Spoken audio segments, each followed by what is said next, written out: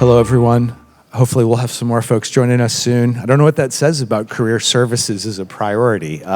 Seeding the questions we're going to do here. Thanks for doing this. I'm Paul Fain. I'm a journalist covering the connections between education and work. This time's going to go super fast. We have some amazing panelists here. So I'm going to fly through their bios, and then we're going to get right into this. To my left, Thomas Brunskill, the CEO and co-founder of Forage. To his left, Dr. Alicia Monroe, the Assistant Director of Strategic Initiatives and an adjunct faculty member at Rowan University, which is in New Jersey. I think our furthest trip for this panel, I'm not sure. And then to her left is Sarah Smirnoff, the Executive Director of New Product Development, Global Strategy and Growth at ETS. And last but not least, Victoria Chapa, Vice President of Marketing at Symplicity. So Symplicity sent my publication Workshift, an op-ed that had this headline, basically. And because headlines are a little shorter than reality, I'm going to expand it to career services and exploration. Obviously, this is a very hot topic. I think across higher education, you get a different degree of buy-in of how much of a equity and social justice imperative career services is. I think generally people in higher education support expanding career exploration, not necessarily always with the amount of resources that's needed. But I think when you get into how much of a priority careers are for students, things get a little messier. I think there are a lot of folks in higher ed who still feel like that's not their main job. And unfortunately, a lot of discussions in this country tend to be kind of all or nothing. I personally think you could do both, but I think some people feel like the focus on return on investment can be controversial in higher education. So I wanted to talk about that question with equity at the core. And let's start with Alicia. And if you could just talk a little bit about your work and where Rowan is, but I want you each to kind of start with the title here. Is it a social justice issue? So good afternoon. I am Dr. Lisa Monroe. I am a pre-K through 20 educator. So I am really started on the faculty side and then came over to the professional services side to do just this work, to re-engineer the Office of Career Advancement, to really look at who do we serve, how do we serve them, and how do we know that we are serving them well? So in looking at all of our digital systems and our platforms, as well as our buckets of activities and services that we offer students, we definitely identify deficits and gaps. The background that I bring is that I am a re-careered educator. So I really started in corporate, nonprofit, and government space for many years before I moved into education, and it really was pivotal that I do this, because what I saw on the corporate side was I was getting employees that lacked those competencies and those transferable skills. I saw that structures and systems were set up more for the chosen few than for all. So it's a privilege to really sit on this panel today to share some of the research and the work and my personal experiences that I've had over the decades with my colleagues as well as the participants. Well, we're glad you're here. Let's turn to Tom, because you straddle higher education and employers as well. And we could talk for a long time about Forage and the model here, but can you just give us the Cliff Notes?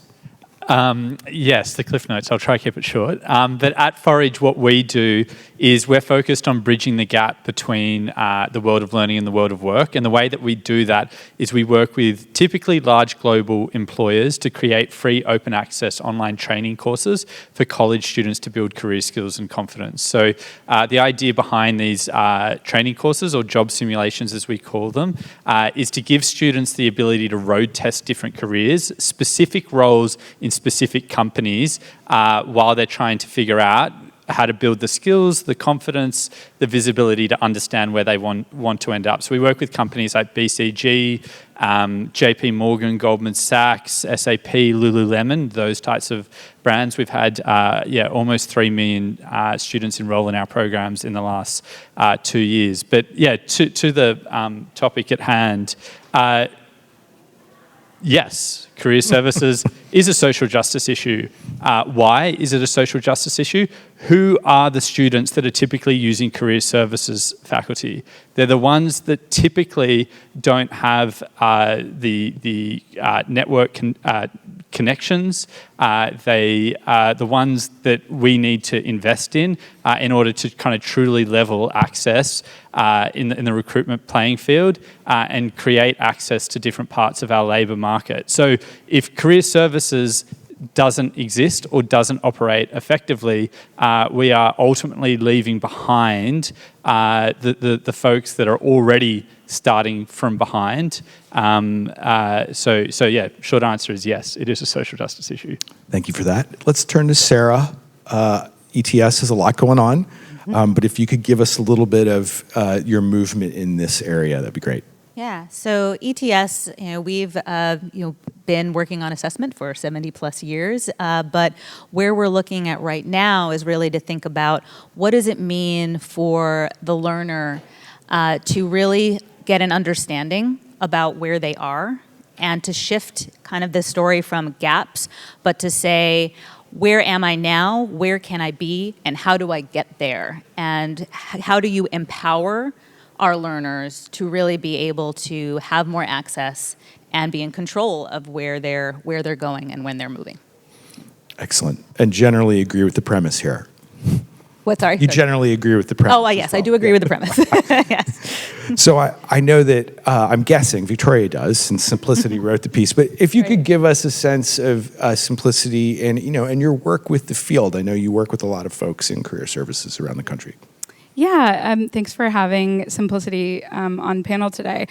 So many folks know Symplicity through the Career Services platform. We are a global leader, but I think we have interesting perspective in that we're in multiple departments on campus. So what we're working on now is actually beyond career services and thinking about the holistic student. We're in the well-being and student conduct office. We're in accommodations and disability service equity offices. So I think it puts us in a really unique perspective where we've been in career services for 20 plus years, but now we're kind of seeing the full landscape of the university. And really, as I think my panelists would agree, it's not just career services job to create a more equitable experience for students. So yes, we definitely agree. We wrote the op-ed along with Mark Smith at WashU, and we definitely feel very passionate about this particular issue. So I want to start the next question with Alicia again. I think, Tom, was you saying that the students who use career services tend to not have the networks of some of the more privileged peers, and yet I think often the students who are able to make that leap into seeking that help, often they're not everybody. And a lot of the tools that the experts on the panel here offer, not everyone's going to have access to them. From your perspective, what is the challenge, and really how can we best ensure that students do have equal access to these services beyond having more resources? So I'd first like to respond by quoting the Gallup-Purdue recent study. Career services is the most underutilized office on campus. All right, it is a fact. However, there are, and I think, Victoria, you spoke to that, there are definite touch points. So when we're looking at the university and college space as an ecosystem, we have to be really intentional with the touch points on students and the relationships that we build within the ecosystem. So it is a nice addition to the Office of Career Advancement because I sit in faculty as well as that space.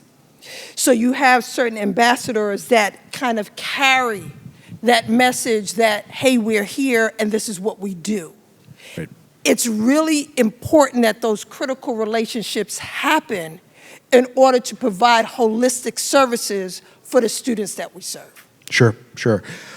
Tom, one of the things that always jumps out to me about what you all are doing is the number of students. 3 million, that's a lot. Can you talk about the students who are able to do this and how to make sure that it really reaches a full cross-section of the institutions you work with? Yeah, and not to push back on something that you mentioned earlier. Please. You said not everyone can have access to these tools. I don't think that has to be the case. Certainly, I don't pretend that Forage is truly accessible by everyone. Like, for example, you need to have access to a computer, you need to have access to the internet. But certainly, like, what we've thought about at Forage is, like, how do you truly remove all barriers to accessing workforce training content? And for us, it's relatively simple. You remove any type of prerequisite to enroll in the content, and you take away any cost.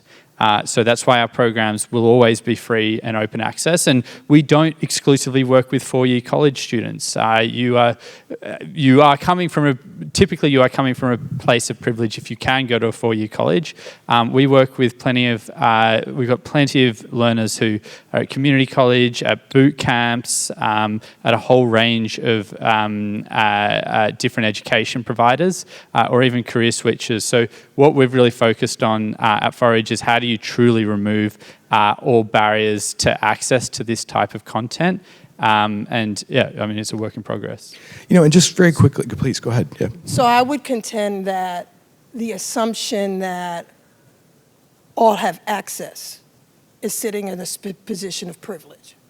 And the only reason why I say that is because what we noticed was from the fallout from COVID-19, that there was a certain group of students that did not have the access that we assumed that they had.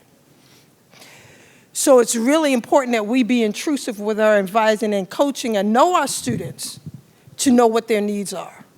Because universities can become a mill of sorts, where in our intention to develop communities of belongingness, we develop communities of isolation. So it's really important that we really have partnerships with our employers to really understand student needs and student voice. Sure. Yeah.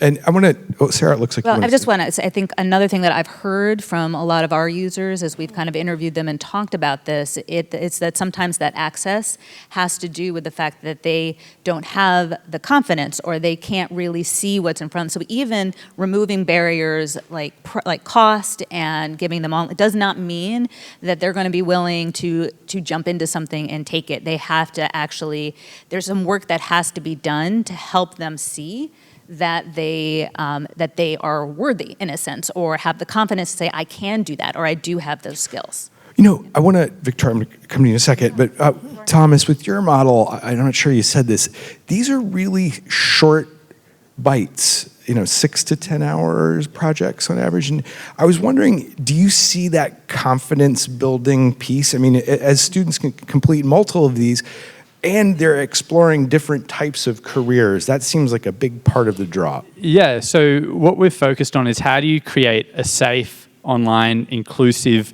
learning experience where anyone can participate. And I think like one of the challenges that we have at Forage is we are, not to kind of crassly simplify it, but we're like, okay, we want to get to every candidate to a 7 out of 10 in terms of career readiness, in terms of confidence, visibility, and skills. But everyone is plotted at a different point between 1 and 7. And so one type of content won't work. In actual fact, one type of content can actually create greater inequity in the recruitment. So if you're only helping 4s get to a 7, then you leave the 1s to 3s a long way behind. So the 6 to 10 hour content that is our bread and butter, I think does do a very good job of getting like 4s to a 7. But what we've recently done is we're now experimenting with different types of simulations and content, which are shorter, more bite-sized. So MasterCard just released their first one with us the other day, which is a 90-minute program. Wow. We've got a Red Bull sales program, which is a 30-minute program. So it's hard. I don't pretend we've totally got it figured out yet, but trying to experiment with the different formats of kind of job simulation content is really critical to ensuring that you're helping everyone get to a 7 and not just the 3s or 4s to a 7. It's a challenge. Thanks for that. So, Victoria, you work with a lot of different institutions, and to be blunt, there are times when I read about something or write about something in career services, it sounds fantastic. And then I ask how much has been budgeted to this work, and it's like $5,000 here and there. You know, our institutions, I mean, they have, a lot of them received a lot of federal money, 80 billion the last couple of years to kind of backfill during the pandemic. Are they investing more in career services? Are you seeing hiring and commitment that's different, or is it not really?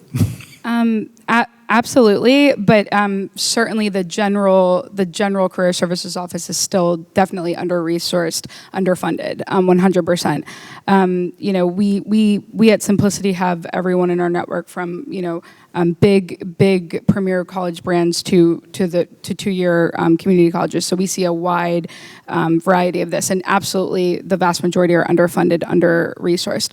But they are changing for sure, and there are ways that even an office of 20 versus 2 can make a real impact. And a lot of that, I think, that we see at Symplicity comes from data in first destination surveys, actually, as an example. I'll tell you a really cool thing that Yale is doing right now is actually, for a few years, they've been asking a question in their summer experience survey that says, were there any opportunities that you couldn't take because they were unpaid? And Janine Dames at Yale, who's fabulous, she runs their Office of Career Strategy, then found that overwhelmingly students that were on financial aid could not afford to take internships in basically 3 core buckets. So government, unsurprisingly, it was government, nonprofits, and in the arts.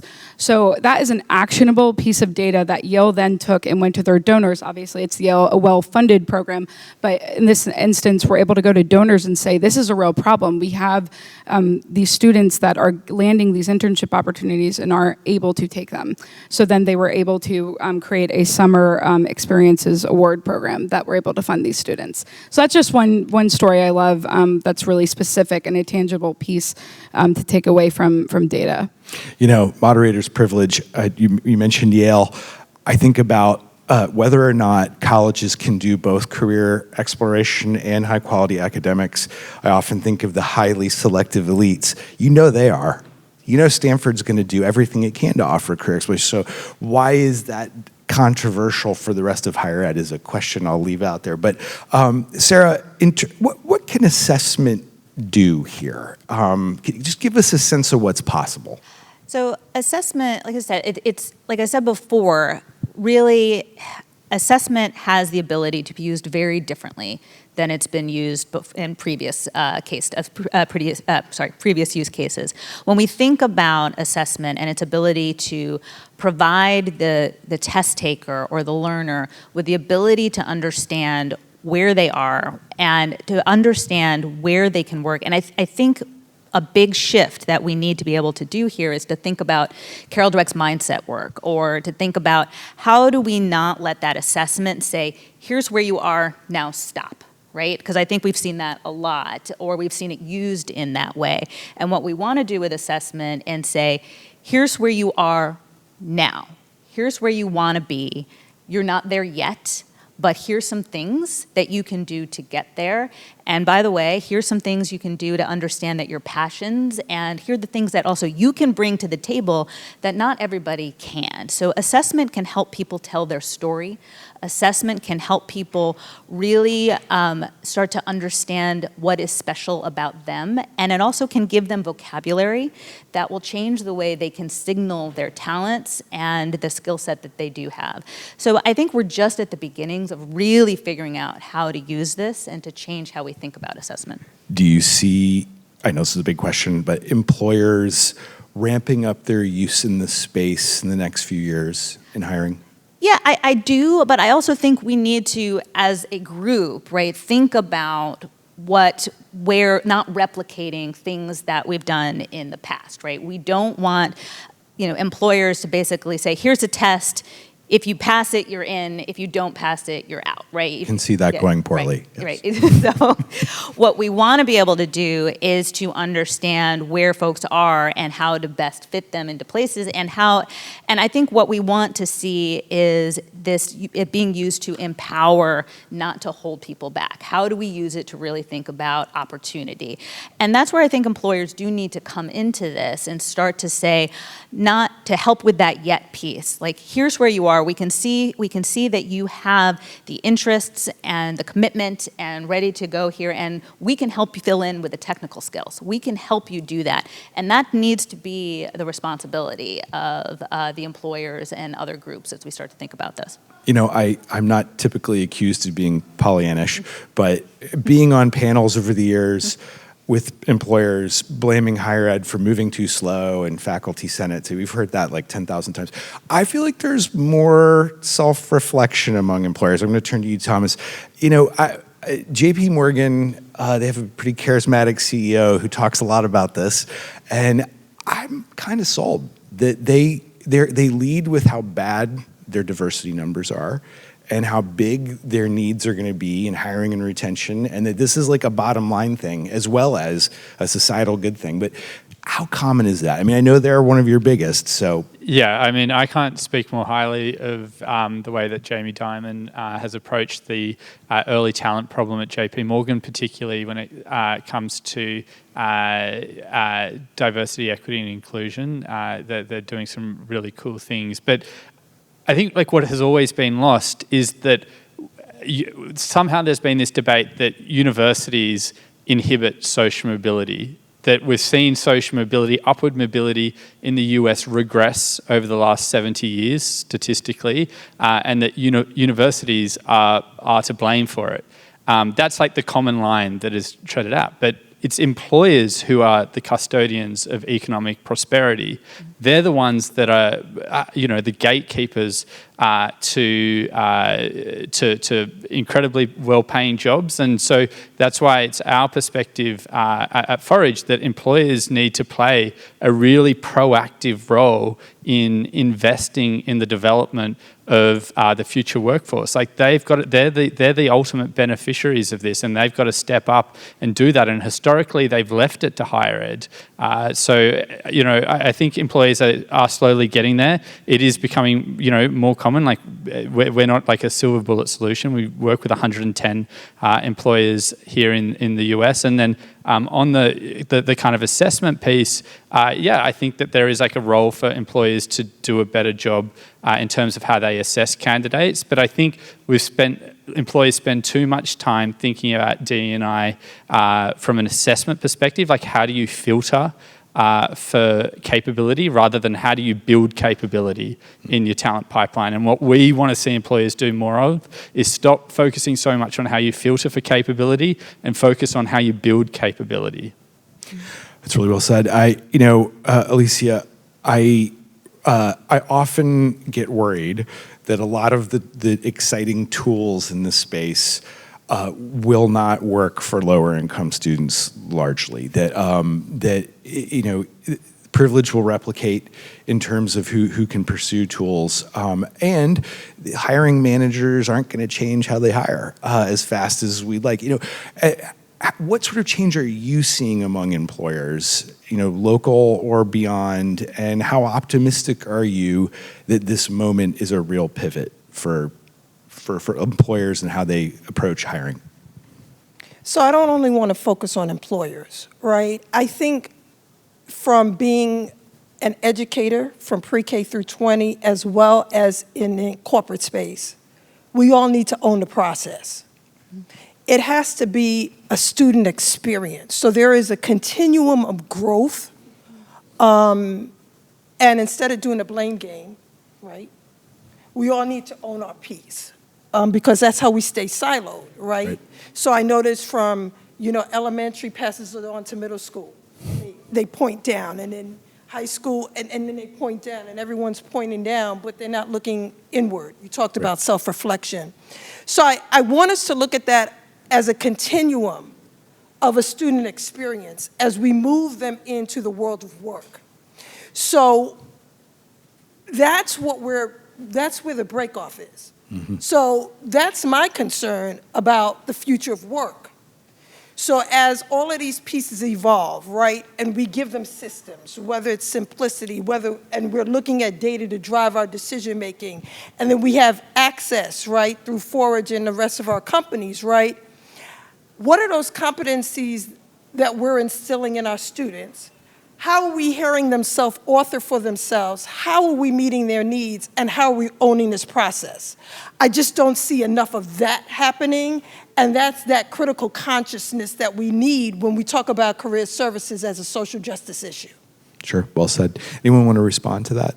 I think spot on, the silos, the breaking down silos. I think at Symplicity, we see the most successful career centers today are breaking down those silos, and I know Alicia is instrumental at doing that at Rowan. But, you know, another example that comes to mind is Ray Engel at Gonzaga has started this really incredible program to engage and incentivize faculty to care. That's usually the devil in the details, trying to get faculty to work with career centers. So some institutions are doing that today, and I think it's totally fundamental to the success and the change, the real change that career centers will be. And I think they will also continue to probably move under areas like advancement, maybe away from student services. But to me, that's not so much important. It's where are they going to get the most buy-in from others at the university to make it everybody's problem, to make a more, not problem, but opportunity to create a more equitable experience and more access.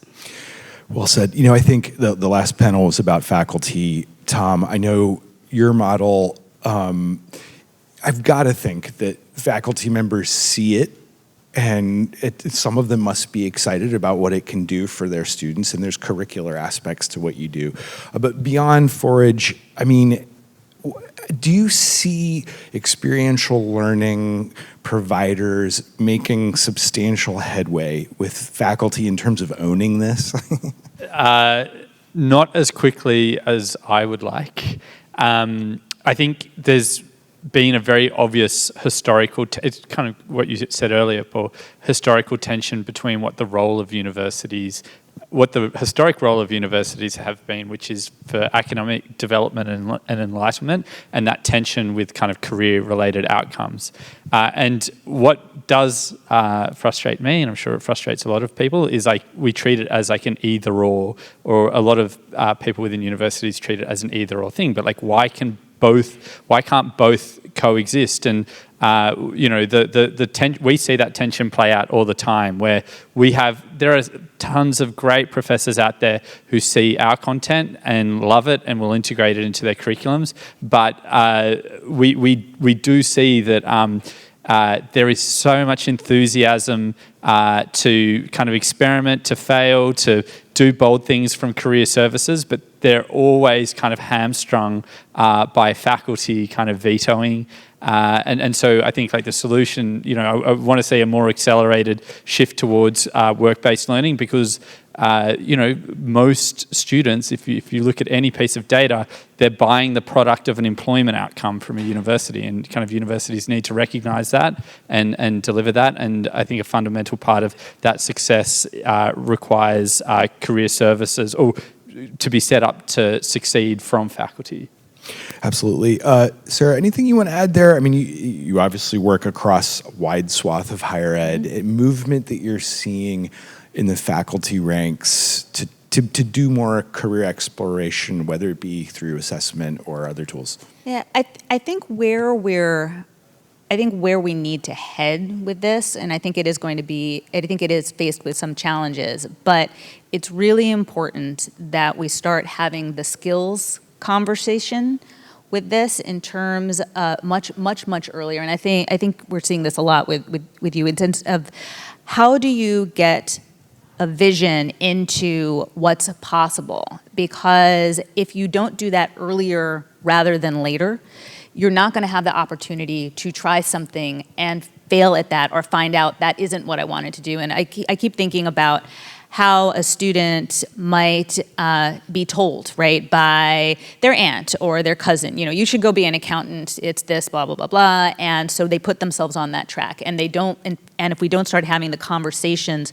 earlier, they're not going to explore outside of that track. And there's so many things, and we talked a little bit before about the transferable skills, and where assessment needs to go in there is to help them also understand how to make those transitions and earlier rather than later. So if you started in one area and you're learning no matter what, and you then find out that you don't want to be in that area anymore, you need to transition to another one, you've gained so many skills from that experiment or from that experience. And assessment can help give the person a way to start thinking about themselves differently and be able to make that switch.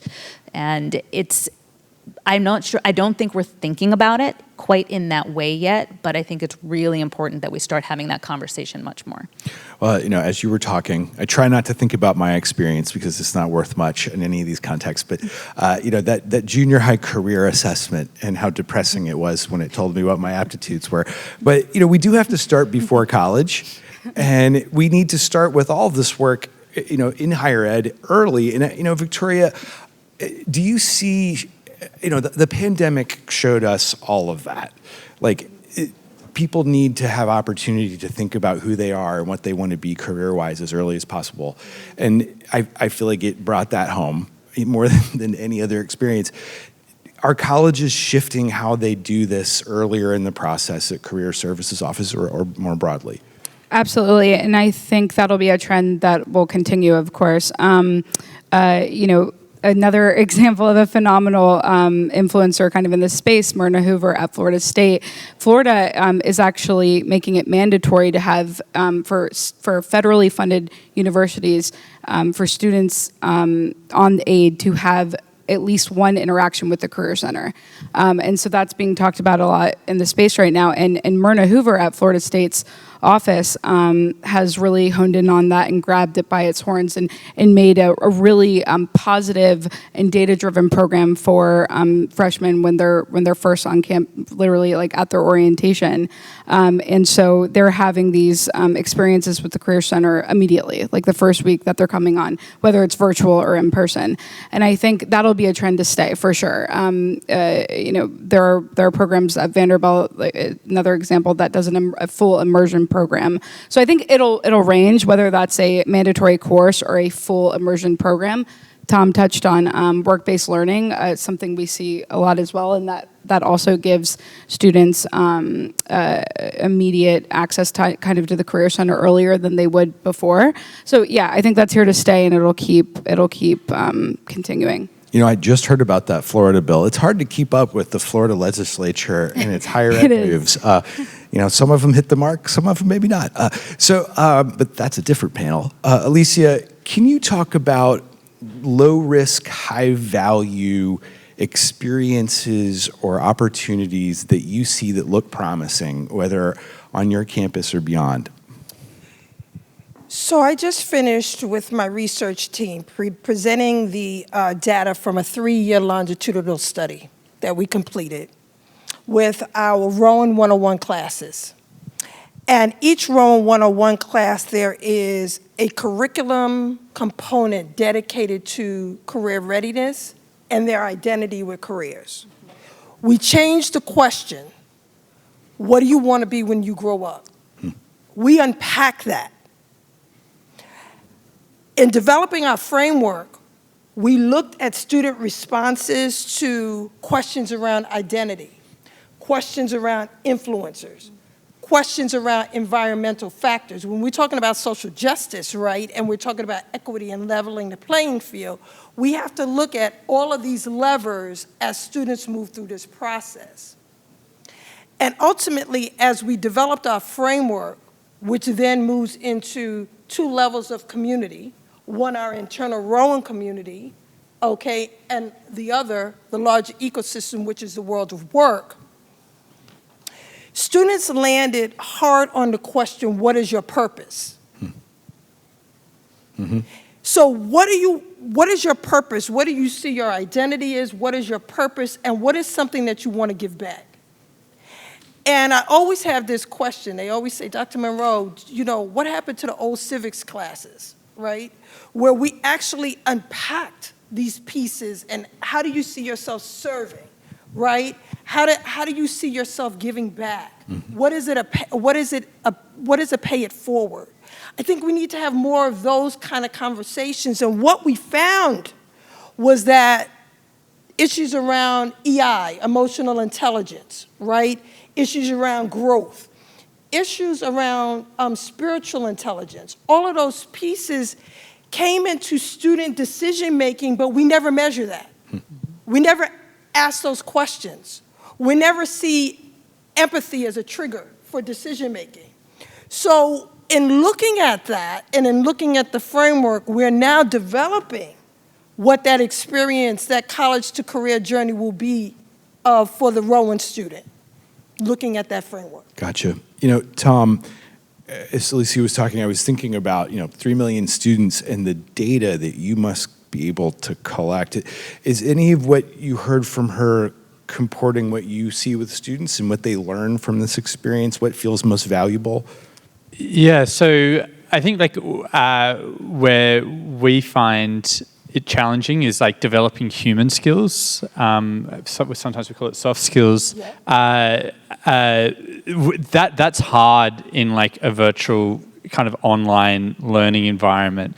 I kind of strongly prescribe to the belief that to develop human skills, you need to interact with humans, and in an asynchronous online learning environment, that's not happening. So we know our limitations with that, but we're really focused on how do you nurture the confidence of a candidate by getting them to know the language of corporates. So how can they talk about, what's a discounted cash flow model?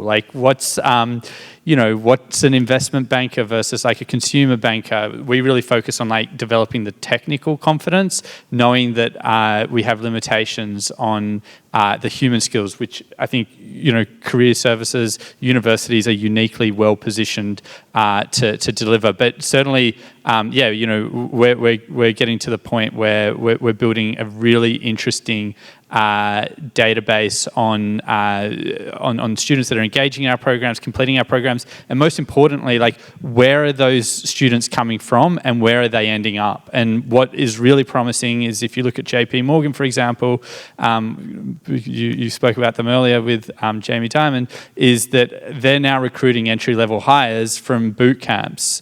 Whereas 5 years ago, if you said that would never have happened. So that's really promising to see.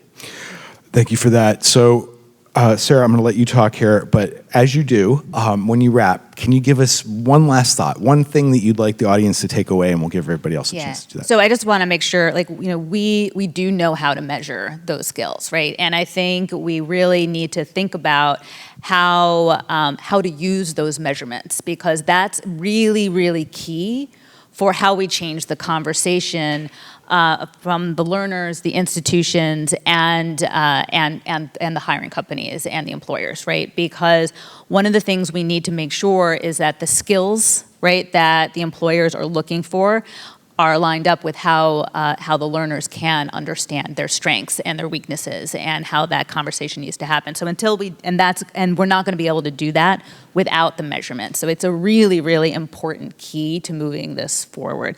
And the other piece I would just lead with is that we need to also ensure that as we are building these tools and these mechanisms, we need to make sure we are not making assumptions about where these students and learners are without getting their input in building these products and tools, because when we make assumptions that are based on what we think about career or what we think about skills or we think are the barriers or the problems, we're going to get it wrong. And so we really need to make sure we are thinking in an inclusive way.